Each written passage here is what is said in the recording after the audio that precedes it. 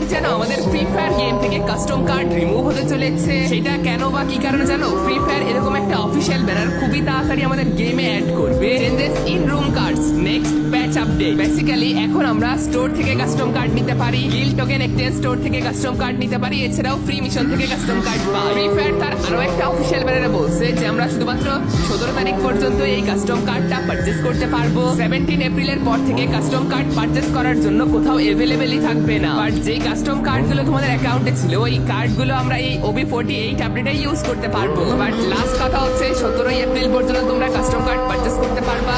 So যাদের purchase করার ইচ্ছা আছে পারচেজ করে নাও, অথবা পারচেজ করার দরকার নাই, কারণ পারচেজ অপশনটাই চলে যাবে। আর যে যতগুলো কাস্টম কার্ড তোমাদের ফ্রি ফায়ার অ্যাকাউন্টে ছিল সেটা 21 মে পর্যন্ত নর্মাল যেমন কাস্টমাররা ওইভাবে ইউজ করতে পারবা। আমার অ্যাকাউন্টে অনেকগুলো কাস্টম কার্ড পড়ে আছে, তোমাদের ফ্রি ফায়ার অ্যাকাউন্টে কতগুলো কাস্টম কার্ড আছে অবভিয়াসলি কমেন্ট করবা। 21 মে এর আগে এই কাস্টম কার্ডগুলো ইউজ না করলে কিন্তু তোমার অ্যাকাউন্ট থেকে চলে যাবে আর ইউজ করতে পারবা না।